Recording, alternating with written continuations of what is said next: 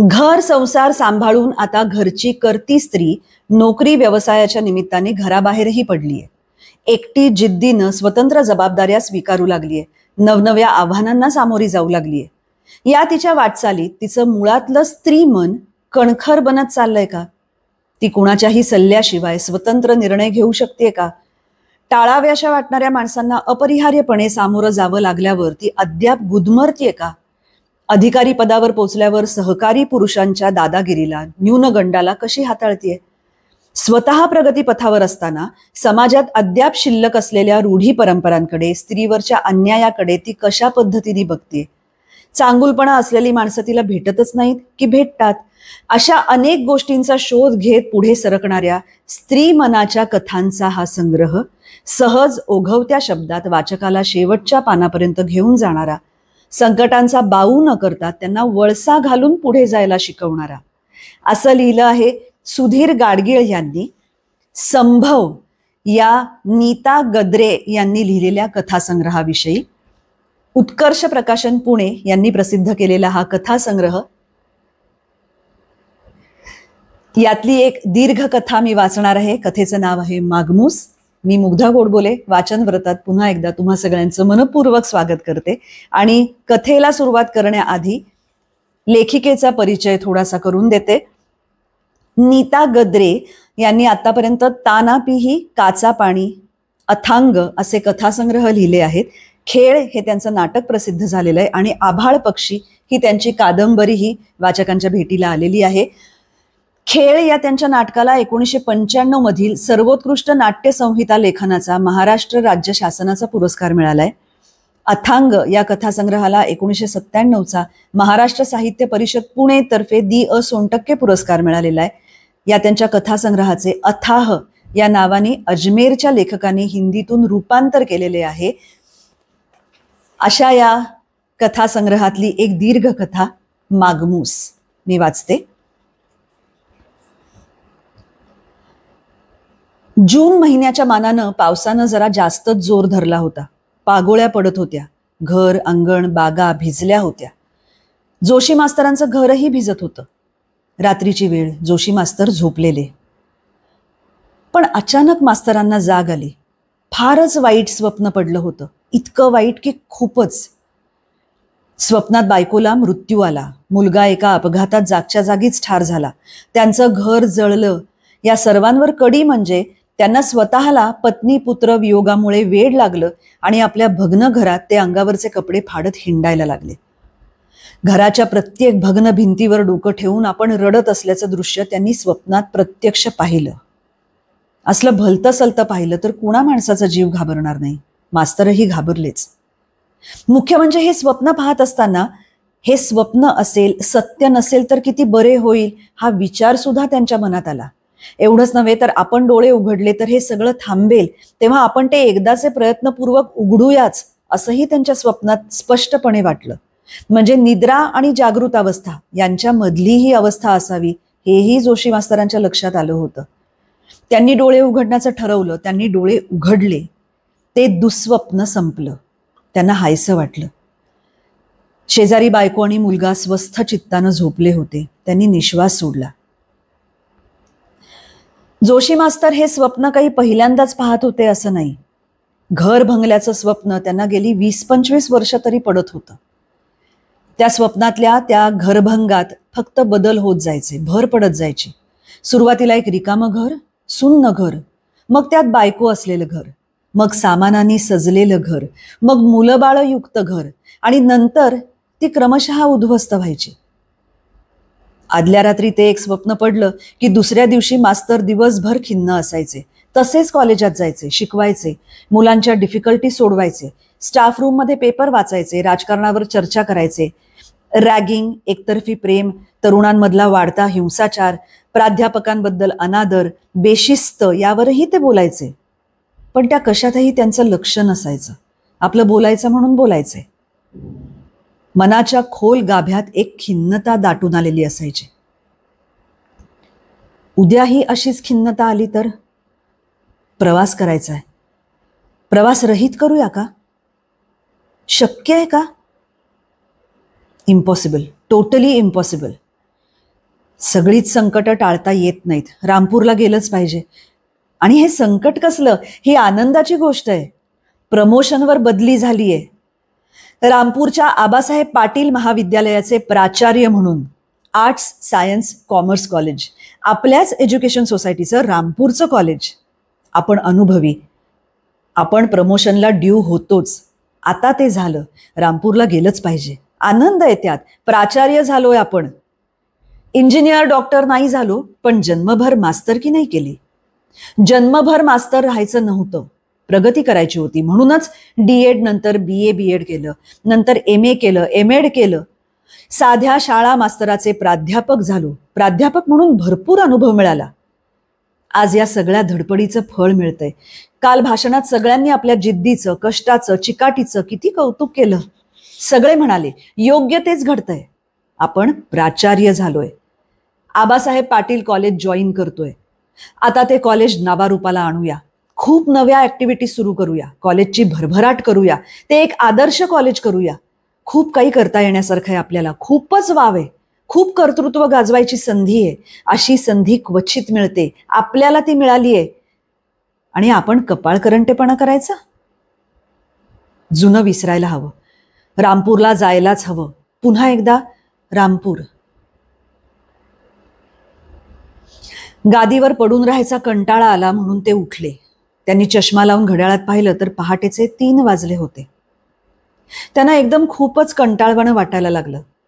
इतक्या पहाटेपासून उठून करायचं काय? गाडी तर 7:30ची आहे. आवरायला लागावं तर त्या खुडबुडीनं बायको जागी होईल. वाचत बसावं तर जागा इतकी लहान आहे की दिवा लावला तर बायकोच्या डोळ्यावर उजेड येईल. म्हणजे असंच कंटाळवाणं गादीवर पडून राहावं लागेल. हे लहान जागा असण्याचे तोटे. रामपूरला अशी जागेची अडचण असणार नाही. प्राचार्यांना क्वार्टर आहे म्हणे आता. म्हणजे रामपूर सुधारलंय, पूर्वीसारखं राहिलेलं नसणार. रामपूरची ती शाळा, तिथली वीट अन वीट परिचयाची. शाळेची दुमजली भक्कम इमारत, जवळ लहानशी नदी.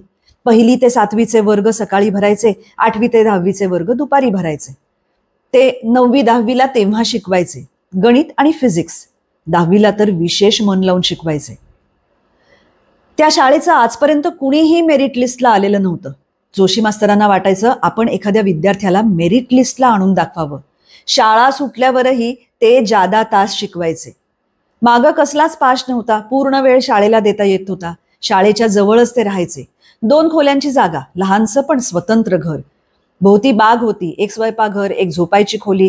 त्यांच्या या खोलीला एक खिडकी होती. त्या खिडकीतून झुळझुळ वारं यायचं, थंडगार. पलीकडेच ती लहानशी नदी होती, एखाद्या ओढ्याच्या आकाराची. पावसाळ्यात पाण्यानं फुगली तरी आपली मर्यादा न ओलांडणारी. मुलांना नदीवर जायला सक्त बंदी होती. तारेचं कुंपणच घालून घेतलं होतं. होय, उगीच एखादं पोर नदीत बुडलं बिडलं तर पालक मास्तरलाच जबाबदार धरायचे.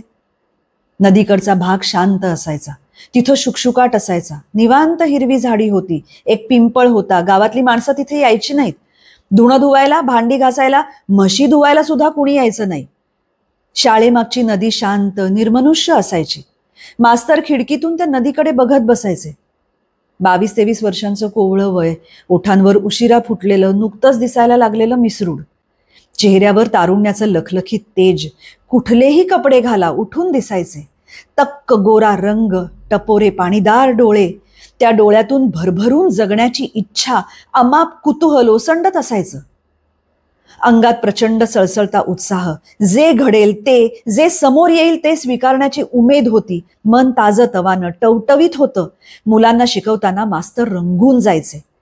पहिलीच नोकरी होती आणि ही नोकरी किती करू आणि किती नको असं जोशी मास्तरांना व्हायचं. वर्ग कसा हसता खेळता पाहिजे. मुलांना शिकण्यात रस वाटला पाहिजे. मुलं शाळेला आणि जोशी मास्तरना चिकटली पाहिजेत. जोशी मास्तरना मुलांनी स्वतःच्या आई वडिलांपेक्षा जास्त मानलं पाहिजे. जोशी मास्तर त्यांचं दैवत बनलं पाहिजे. तसंच झालं होतं. जोशी मास्तर मुलांचे लाडके झाले होते. आता पुन्हा इतक्या वर्षांनी तिथं जाऊन तसं प्रेम मिळेल? मिळवायला हवं. जोशी मास्तरांच्या मनावर दडपण आलं. पुन्हा रामपूर, तेच गाव, तीच माणसं, पुन्हा तिथंच जायचं. तिथं सुनीता असेल, तिथं प्रताप असेल, तो पुन्हा दिसला तर? मास्तर नर्वस झाले. छातीत धडधडलं. असं घाबरून चालणार नाही. आपण त्या प्रसंगानंतर 20 वर्षांनी मोठे झालो आहोत. आपल्यात मॅच्युरिटी आलीये. आपणही टक्के टोणपे खाल्ले, जगाचा अनुभव घेतलाय. आपण आता घाबरट नवखे जोशी मास्तर राहिलेले नाही. आपण आता प्राचार्य श्रीयुत वसंतराव राजाराम जोशी झालो आहोत. बी ब्रेव्ह. जोशींनी स्वतःला धीर दिला. शेजारी झोपलेल्या बायकोनं कूस बदलली. तिची झोप चाळवली होती. किती वाजले? गाडी चुकायची. ती तत्परतेनं उठलीच. 5 वाजलेत. अगो बाई, मला उठवायचं नाही का? काय करायचंय इतक्या लवकर उठून? काय म्हणजे? पुऱ्या करायच्या आहेत. तिखट मिठाच्या करते. तुम्हाला आवडतात ना? विरजलेला दही भात, बटाट्याची भाजी, मस्तपैकी खोबऱ्याची चटणी असं घेऊन जा. काल गुळाच्या पोळ्या केल्यात रात्री, त्याही न्या. गुळाच्या पोळ्या कधी केल्यास? आणि तुम्ही वसूकडे गेला होतात तेवढ्यात केल्या. कशाला एवढं? अहो, पोळ्या टिकतात. पहिले 2 दिवस तरी हॉटेलात जायला नको म्हणून केल्या. क्वार्टर मिळाली, तुमचं बसतान बसलं की कळवा. आम्ही दोघं सामान पॅक करायला येतो. मग इकडे या आणि आम्हाला घेऊनच जा. असं म्हणत ती उठलीच. जोशींकडे बघत ती म्हणाली, मला म्हणताय लवकर कशाला उठलीस म्हणून, आणि तुम्हीच लवकर उठून बसलाय. अजून झोपा 1 तासभर. चहा टाकला की उठवते. नको, मीही उठतोच. हळूहळू आवरतो. गादीवर पडून राहिलो तरी झोप लागणार नाही. ती हसली, म्हणाली, कबूल करणार नाही तुम्ही, पण प्रवासाला जायचं म्हटलं की तुम्हाला टेन्शन येतच. रात्रभर जागे असता आणि सारखं घड्याळात बघता. बरोबर ओळखले. अशा अर्थी सर हसले. आता तुम्ही प्राचार्य, प्रिन्सिपल, नीटनेटके राहा. मी येतेच आहे. रोज इस्त्रीचे कपडे पाहिजेत. रोज टाय लावायचा. कसं पॉश दिसलं पाहिजे. प्रिन्सिपल साहेब शोभले पाहिजेत. त्यांनी आपल्या साध्या सुध्या घरगुती बायकोकडे बघत मान हलवली. आपण प्राचार्य झाल्याचं ऐकून सुनीताला काय वाटेल? तिला ते कधी माहीत होईल का? ती कुठे असेल सध्या? रामपूरमध्ये ती भेटेल? आणि ती खरंच भेटली तर? जोशींच्या छातीत पुन्हा धडधडलं. वाटलं नको ते प्रमोशन. इथंच याच गावात राहूया. चेअरमनना कळवूया. इथं सगळं चांगलंय की मी इथंच राहतो. पण हा तर पळपुटेपणा झाला. आपण घाबरटच होत. प्रताप म्हणाला ते खरंच आहे. भेकड, गांडू म्हणाला तो आपल्याला त्या दिवशी. आपण तसेच होत. जोशींना खूप उदास वाटायला लागलं. त्यांनी यांत्रिकपणे सगळं आवरायला सुरुवात केली. दात घासणं, बायकोनं दिलेला चहा, संडास, पुन्हा चहा, मग आंघोळ, पूजा, नंतर पुन्हा चहा. चहाबरोबर सक्तीनं गिळलेला उपमा. त्यानंतर मुलानं रिक्षा आणून दिली. रिक्षात मुलानं आणि बायकोनंच सामान आणून भरलं. ते नुसते बघत उभे राहिले. मुलगा स्टँडवर पोचवायला आला. बायकोनं घराच्या दारातूनच निरोप दिला. मुलानं रिक्षाचे पैसे दिले. सामान उतरवलं. रामपूरची एसटी शोधून काढली. त्यात त्यांना बसवलं. रिझर्वेशन होतंच. मुलानंच काढून आणलं होतं. त्यानं एसटीत त्यांचं सामान ठेवून दिलं. ड्रायव्हरच्या मागची सीट त्यांना मिळाली होती. पाय पसरायला जागा होती. त्यांनी एक बॅग वरच्या रॅकवर अगदी फिट बसवली. दुसरी सीटच्या खाली नीट मावली. पायाशी लहानसा होल डॉल, त्याच्याजवळ खाण्याची पिशवी, पाण्याची बाटली, सामान सगळं नीट बसलं. मुलगा एसटीच्या बाहेर त्यांच्या खिडकीजवळच उभा राहून आईची काळजी करू नका, मी आहे वगैरे सांगत होता. एकदाची एसटी सुटली तर बरं असं त्यांना वाटत होतं. त्यांची बेचैनी वाढत चालली होती. इतक्यात प्राध्यापक दामले, प्राध्यापक काळे, प्राध्यापक थोरात, हेड क्लार्क दळवी त्यांना निरोप देण्यासाठी आले. त्यांचे काही चुणचुणीत आणि हुशार विद्यार्थीनीही आले. सर, तुम्ही नाही तर आता मला कॉलेजात जावंसं सुद्धा वाटणार नाही असं मृणाल पाटील म्हणाली. आणि आपला आत्मविश्वास परत मिळालाय असं त्यांना वाटलं. We will miss you a lot. नाईलाज आहे पण सहन केलं पाहिजे. प्रमोशन म्हणजे प्रश्नच नाही. You have to go. You are lucky. चांगला चान्स मिळालाय. इत्यादी विविध उद्गार जमलेल्यांनी निरोप देताना काढले आणि त्यांना खरंच खूपच बरं वाटलं. अखेर एसटी हलली. गाडी वळून माणसं दिसेनाशी होईपर्यंत ते सर्वांना हात हलवून निरोप देत होते. त्यांनी गाडीत नजर टाकली. गाडी पॅक होती. गाडीच्या क्षमतेच्या दुप्पट माणसं भरली होती. त्यात दिवस पावसाचे, त्यामुळे घाण आणि गोंधळ. पूर्वी रामपूरच्या गाडीला इतकी गर्दी नसायची. रिझर्वेशन लागायचंच नाही. आरामात जागा मिळायची. निवांतपणे प्रवास करताना मजा यायची. पण आज मात्र गर्दीचा कळस झाला होता. ड्रायव्हर सुसाट वेगानं गाडी चालवत होता, कचाकच ब्रेक दाबत होता. माणसं एकमेकांच्या अंगावर कोसळत होती. गाडीत म्हातारे कोतारे खेडूत भरले होते, बाया बापड्या होत्या, खूप सामान सुमान, गाठोडी पोती होती. गाडीला चुकून अपघात झालाच तर आश्चर्यकारकरित्या वाचण्यासाठी एक तान्हं मूलही गाडीमध्ये होतं. खरंच गाडीला अपघात झाला तर? रामपूरला जाणं नको, प्रवासातच मृत्यू. आपला मुलगा मोठा झालाय, तो त्याच्या आईला नक्की सांभाळेल. आपण मेलो तर काहीच बिघडत नाही, आपल्या वाचून कुणाचंही अडणार नाही. एसटीतल्या एवढ्या गर्दीत एकटेच असलेले मास्तर खिडकीबाहेर बघत बसून राहिले. पीरदेव गेलं, नागदेव गेलं. जोशीमाळा आणि गणेशवाडीला बरीच माणसं उतरली, बरीच नवी चढली. जोशी सरांनी गणेशवाडीला चहा घेतला. ते फ्रेश होऊन आले. गाडी सुरू झाली. पाऊस आता पूर्ण थांबला होता. रामपूर अजून बरंच दूर होतं. चांदेवाडी, नागोठणं, नारायणमळा, सीताबाग आणि मग रामपूर. सीताबागचे पेंढारकर. मास्तरांना त्यांची आठवण झाली. कसे दिसतात ते, कुणास ठाऊक. खिडकीच्या गजाला गाल टेकवून जोशी सर बाहेर बघत होते. झाडं शेतं मागे पळत होती. गार ओले वारे त्यांच्या अंगाला झोंबत होते. सगळीकडे हिरवं गार दिसत होतं. हिरव्या रंगाच्याच अनंत छटा, झाडं स्वच्छ धुवून निघालेली. सगळे डोंगर माथे, चढ उतार हिरव्या गवतानं आणि पांढऱ्या पिवळ्या गवत फुलांनी फुलून उठलेले. पिवळ्या उन्हात गवत पात्यावरचं पाणी लाखो हिरे झगमगावेत तसं लखलखत होतं. सर भारून गेले. हिरव्या रंगाचं गारूड जोशी सरांवर झालं होतं. सर आत येऊ? ये. तुम्ही बोलावलत? तूच सुनीता देवल का? सराफ कट्ट्याला देवलवाड्यात राहतेस ना? हो, आमचा वाडा आहे. बैस. मुद्दाम तुला बोलवलं. तुझे 9वीचे मार्क्स बघितले? 88%. तू अभ्यास केलास तर मेरिट लिस्टला येशील. तुझी सगळी तयारी मी करून घेईन. तुझं काम एकच, एकदम मनापासून आणि झटून अभ्यास करायचा. मी मेरिट लिस्टला कुठली येते सर? इतकी काही मी हुशार नाहीये. आहेस, तुला त्याची जाणीव नाहीये.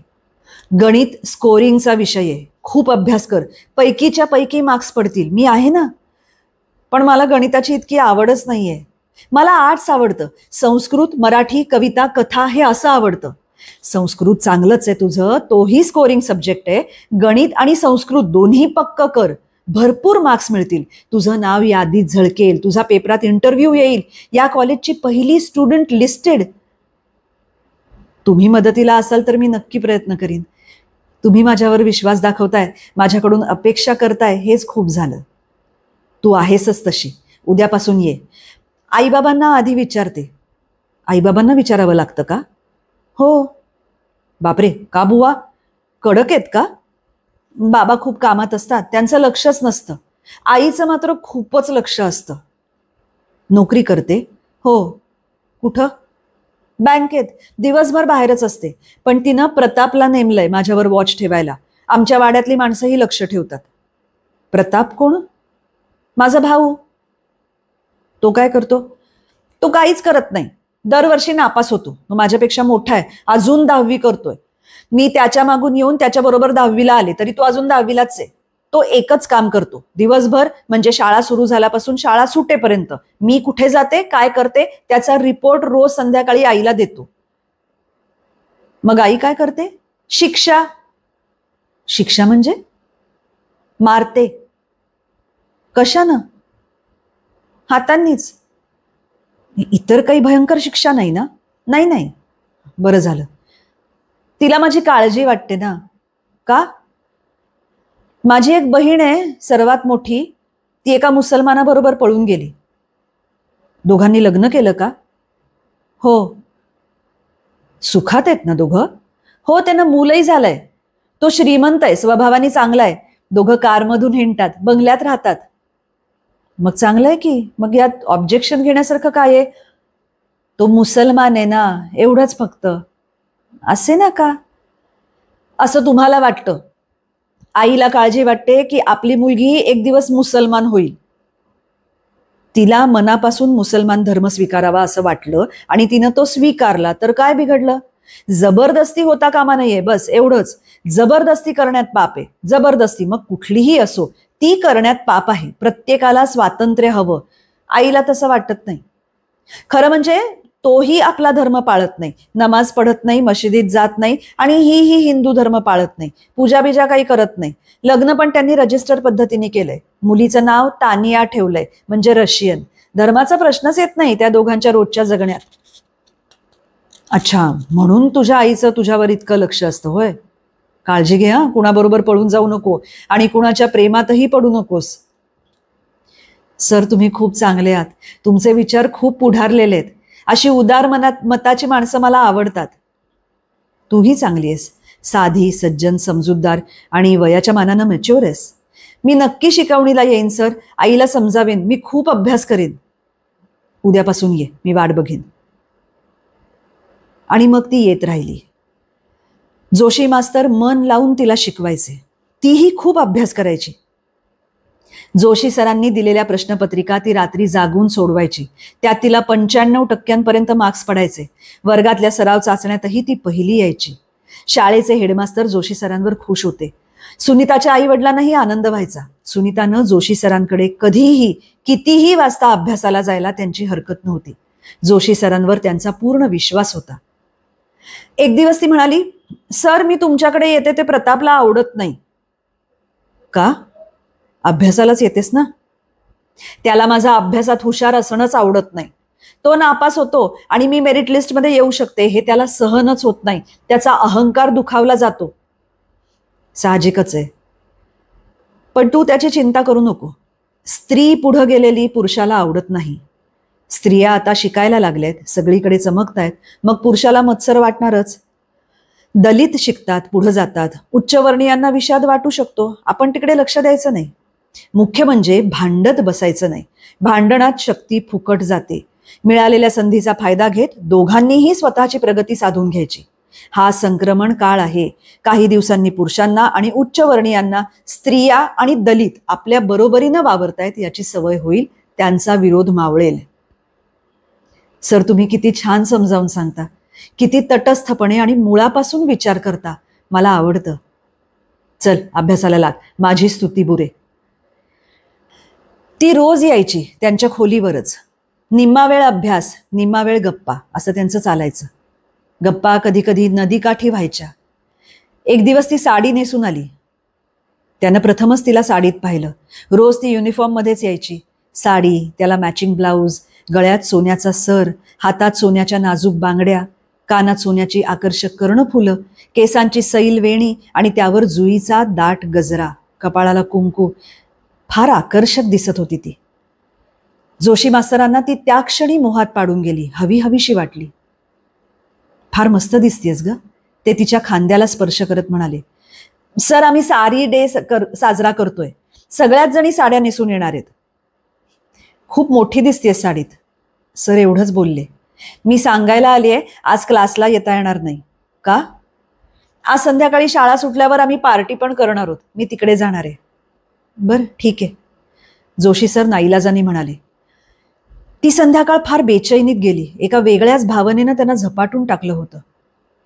दुसऱ्या दिवशी ती आली युनिफॉर्ममध्ये. आज साडी नाही वाटतं. आय्या, रोज रोज कशी नेसणार? एकच दिवस आपली मजा. आज अभ्यास नको, नुसत्याच गप्पा मारूया. मी दोघांसाठी कॉफी करतो. मी करते ना, मिळून करूया. दोघांनी मिळून कॉफी केली. तसं करताना एक दोनदा एकमेकांचा स्पर्श झाला. सर बावचळून गेले. सर, मला ना इंजिनियर व्हावंसं वाटतंय आता, आर्ट्स नको. अरे वा, खूप चांगली महत्वाकांक्षा आहे. पण आई नको म्हणते. ती म्हणते मुलींनी इतकं शिकून काय करायचंय, मग लग्न जमत नाही. का? काय झालं? मला सगळा प्रकार आशानं सांगितलाय. तुमच्या पायी माझ्या बहिणीनं चोरी केली, ती खोटं बोलली, माझ्या हातचा जबरदस्त मार खाल्लाय तिनं. मीच तिला समजावलंय, चूक कबूल कर म्हटलंय. ओ मास्तर, आज मार खायची पाळी तुमची. माझ्या बहिणीला फूस लावता, अल्पवयीन मुलीचे मुके घेता, तिला लग्नाची वचनं देता, शाळेच्या मागं नदी किनारी बसून तिच्या अंगावरून हात फिरवता. तुम्हाला काय वाटलं, तुम्हाला कोणी बघितलं नसेल? माझ्यापर्यंत या गोष्टी येणार नाहीत असं वाटलं तुम्हाला? प्रताप, तुझा गैरसमज होतोय. मी तुझ्या बहिणीच्या अंगाला हात लावला हे मी कबूल करतो, पण माझं तिच्यावर प्रेम आहे. मी तिच्याशी लग्न करणार आहे. तिला 18 वर्ष पूर्ण झाल्यानंतर आम्ही लग्न करणार आहोत. प्रतापनं जोशी मास्तरांच्या खाडकन मुस्कटात भडकवली. मास्तर कळवळले. माझ्या बहिणीशी लग्न लावतोस? कुणाला विचारून? कुणाच्या परवानगीनं? कुणी ठरवलं हे लग्न? आम्ही दोघांनी ठरवलंय. मी रीतसर तुमच्याकडे मागणी घालायला येणार आहे. कुत्रीच्या मागणी घालतोस माझ्या बहिणीला? प्रतापनं सरांच्या पोटात एक गुद्दा लगावला. सर कळवळून खाली कोसळले. केविलवाण्या स्वरात ते म्हणाले, प्रताप भानावर ये, वेडेपणा करू नकोस. अरे तू विद्यार्थी आहेस माझा, मी तुझा गुरु आहे. गुरुच्या अंगावर हात टाकायचा नसतो. खाली कोसळलेल्या जोशी मास्तरांना उभं करत प्रताप म्हणाला, तू गुरु का रे? हेच शिकवणार होतं आपल्या विद्यार्थ्यांना? तुझा विद्यार्थी म्हणून सांगायला सुद्धा मला लाज वाटते. तू कसला गुरु रे? गुरु असा वागतो काय? शिकायला आलेल्या मुलींना हाताळतोस काय? माझ्या बहिणीच्या अंगाला हात लावायची हिंमत कशी झाली तुझी? प्रतापकडे बघत केविलवाण्या नजरेंनी मास्तर म्हणाले, प्रताप मला मारू नकोस, मला मारामारीची सवय नाही, प्लीज मारू नकोस, लागतंय. प्रताप भानावर नव्हताच. जोशी मास्तरांच्या पाठीत, पोटात, कमरेत प्रताप लाथा घालत होता. शेवटी जोशी मास्तरांना सहन होईना. गुरासारखे ओरडत ते म्हणाले, प्रताप मला मारू नकोस, मी तुझी माफी मागतो. मी तुझ्या बहिणीशी असलेले सगळे संबंध तोडून टाकीन. तिच्याशी बोलणार नाही, तिच्याकडे बघणार नाही, तिच्याशी लग्न करायचा विचारही मी डोक्यातून काढून टाकतो. माझं चुकलं, मला माफ कर, मला मारू नकोस. लागतंय रे प्रताप, सहन होत नाहीये, माफ कर मला. एवढ्यावर भागणार नाही. मग आणखी काय करू? तू सांगशील ते मी करीन. ओठातून आलेलं रक्त पुसत, पोट आवळत, रडव्या सुरात जोशी मास्तर म्हणाले, हे गाव, ही शाळा सोडून जायचं. जाईन. जोशी सरांनी आवंढा गिळीत म्हटलं, उद्याच राजीनामा सोसायटीच्या चेअरमनकडे गेला पाहिजे. हो जाईल. पुन्हा या गावात पाय ठेवायचा नाही. पुन्हा इथं दिसलास तर गळात शिरीन. नाही दिसणार. आणि आत्ता घडलेलं कुणाला सांगायचं नाही. कुणी विचारलं तर सांगायचं अपघात झाला म्हणून थोबाड फुटलंय. तसंच सांगेन. भेकड, घाबरट आणि गांडू माणूस आहेस तू मास्तरड्या. बरोबर इतकाच मार माझ्या बहिणीनं खाल्लाय, पण का चूक केलं नाही. ती काय म्हणाली ठाऊक आहे? म्हणाली, जोशी सरांसाठी मी काय वाटेल ते करीन. त्यांनीच सांगितलंय, मी तुझ्या पाठीशी आहे, भिवू नको. सत्य कबूल करायला धैर्य लागतं, ते अंगी बाणव. मी जोशी सर सांगतील तसंच वागीन. तू कितीही मार मला, मी त्यांच्याशीच लग्न करणार आहे. ते मला मागणी घालायला येतील, मी त्यांची वाट बघीन. हिम्मतबाज आहे माझी बहीण. माझ्या डोळ्याला डोळा भिडवून बोलत होती. घाबरली नाही, मार खाताना रडली नाही तुझ्यासारखी. ती मागं हटणार नाही हे लक्षात आलं, म्हणूनच तुझ्याकडे आलो. सगळं संपवून टाकायला आलोय. तू मागं हटलास, घाबरट बुळगट साला, भेकड गांडू. चालता हो, पुन्हा या गावात दिसू नको. आणि जोशी मास्तरांनी गाव सोडलं होतं. गेली 20 वर्ष ते प्रतापच्या धमकीच्या धाकात राहिले होते. आज पुन्हा तेच गाव नशिबी होतं. गाडी गावात शिरली. प्राचार्य वसंत राजाराम जोशी रामपूरच्या एसटी स्टँडवर उतरले. तिथं 2-4 एसट्या लांब उभ्या राहायच्या. ती पूर्वीची पत्र्याची शेड तिथं नव्हती आता. एक भव्य चांगला लांब रुंद स्टँड उभा होता. अनेक फलाट, अनेक असंख्य गाड्या तिथे उभ्या होत्या. प्रत्येक फलाटावर माणसांची प्रचंड गर्दी होती. प्रत्येक फलाटाच्या शिरोभागी तिथून सुटणाऱ्या गाड्यांच्या गावांची नावं पेंट केलेली होती. 1-2 सफाई कामगार स्टँड झाडत होते. सर्वत्र फॅशनेबल कचरा कुंड्या होत्या. त्यावर येथेच कचरा टाका अशा पाट्या होत्या. अस्वच्छता रोगराई गेली दूर, स्वच्छ सुंदर रामपूर अशा 2 पाट्या कुणालाही दिसतील अशा ठिकाणी लावल्या होत्या. स्टँडवर एक पॉश हॉटेल होतं. फळांचं दुकान होतं, बेकरी होती, जनरल स्टोअर होतं, चौकशी खिडकी होती. तिथं ऐकू येतील आणि कळतील अशा आवाजात गाड्यांविषयी उद्घोषणा देणारी एक स्मार्ट तरुणी होती. प्राचार्यांचा विश्वासच बसेना. ते गोंधळले. त्यांनी आपलं सामान उचललं आणि ते रिक्षांकडे जायला लागले. त्यांना तसं जाताना बघून एक हमाल ओरडला, ओ साब, रिक्षा इधर नाही उधर है, कतार में खडे रहो. ते रांगेत उभे राहिले. त्यांचा नंबर येताच रिक्षात बसले. कुठं जायचं? रिक्षावाल्याने विचारलं. आबासाहेब पाटील कॉलेजला. रिक्षावाल्यानं मीटर टाकलं. रिक्षा धावायला लागली. अनोळखी शहरातून बावसळत जाणाऱ्या येड्या गाववाल्यासारखी प्राचार्यांची अवस्था झाली. पूर्वीची कच्ची सडक नव्हती. पक्क्या काळ्या कुळकुळीत डांबरी 100 फुटी रस्त्यावरून रिक्षा धावत होती. माणिकलाल अँड सन्सच्या जागी 5 मजली प्रचंड इमारत उभी होती. तिथं असंख्य डिपार्टमेंटल स्टोअर्स होती, शोरूम्स होत्या.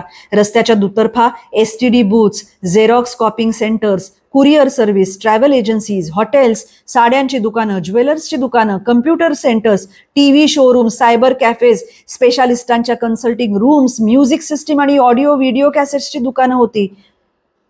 हे रामपूरच आहे ना? त्यांनी नर्वस होत रिक्षावाल्याला विचारलं. काय विचारता साहेब? रामपूरच आहे. इथंच यायचं होतं ना तुम्हाला, बरोबर उतरलाय तुम्ही. हे वेगळंच दिसतंय, सगळं बदललंय. असंच आहे गाव साहेब, काही बदललं नाहीये.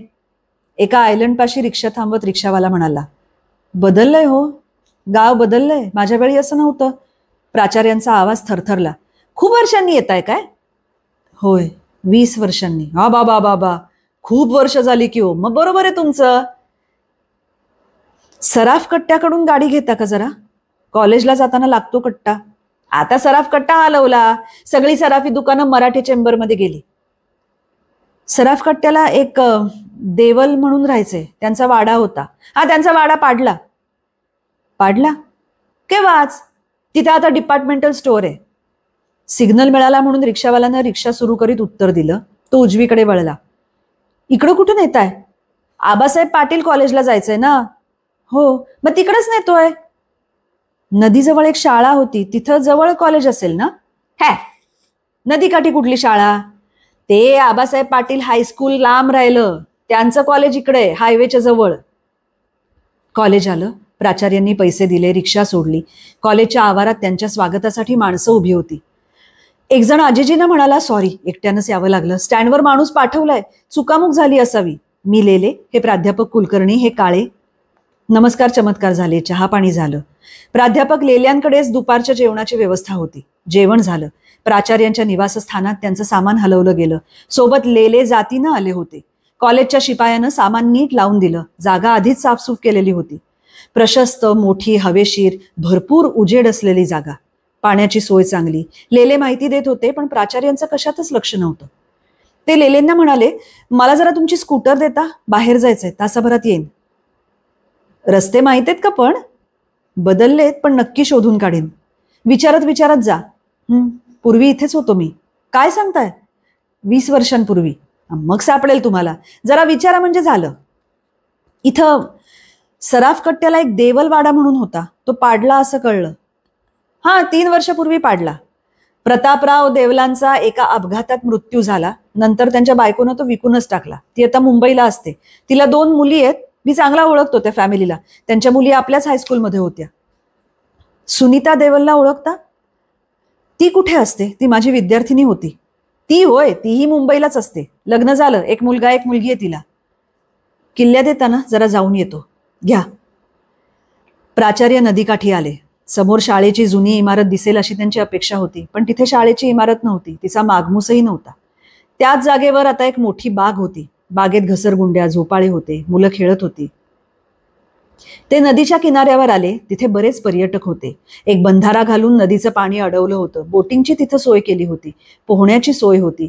पोहून आल्यावर कपडे बदलायला रूम्स होत्या. एक बिअर बार, स्नॅक्स बारही होता. प्राचार्य रडवेले झाले. त्यांना वाटलं आपलं जुनं रामपूर एखाद्या भूकंपात जसंच्या तसं आत पृथ्वीच्या पोटात गाडलं तर गेलं नसेल ना. उकरून बघूया, नक्की सापडेल. उरात बाण घुसल्यासारखे विद्ध होत ते पिंपळाचं झाड आणि पिंपळाखालचा कट्टा शोधायला लागले. तिथं पिंपळाचं झाड नव्हतं. झाडाखाली कट्टा नव्हता, मुळीच नव्हता. झडलेल्या, पडलेल्या अवस्थेतला सुद्धा नव्हता. तो तिथं नव्हता, अजिबात नव्हता, नव्हताच. प्राचार्य भांबावून निस्तब्ध उभे राहिले. एकेकाळी सत्य असलेल्या गोष्टी कालांतरानं खरंच इतक्या इतक्या मिथ्या होतात. काळाचा वेग इतका प्रचंड असतो, माणसाला सोसू नये, झेपू नये इतका. काळ इतका क्रूरपणे का वागतो? का तो नव्याला जुनं करतो, जुन्याला नष्ट करतो? काहीतरी रचायचं आणि नंतर ते विस्कटून टाकायचं, हा खेळ असंख्य अगणित युग तो का खेळतोय? सगळ्या चराचरावर का तो असे वार करतो? का त्यांना जखमा करतो आणि नंतर पश्चाताप झाल्यागत त्या जखमा कशासाठी बऱ्या करत बसतो? सगळ्याच जखमा आज ना उद्या बऱ्या होतात, हे किती चांगलंय. जखमा भळभळत राहत नाहीत. रक्ताचा गोठणं हा गुणधर्मच आहे, नाही का? जखमा बऱ्या होतात, जखमांचे वण होतात, खुणा राहतात, पण जखम शिल्लक राहत नाही.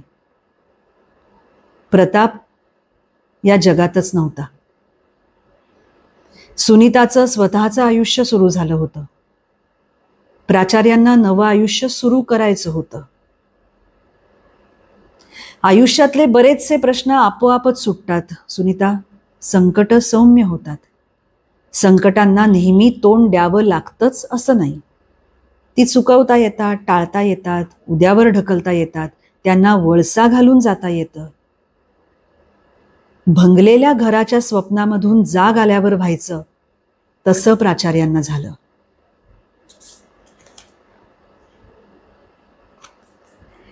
ही अशी एक कथा नीता गद्रे यांच्या संभव या कथासंग्रहातली मागमूस ही कथा. जरूर घ्या संभव.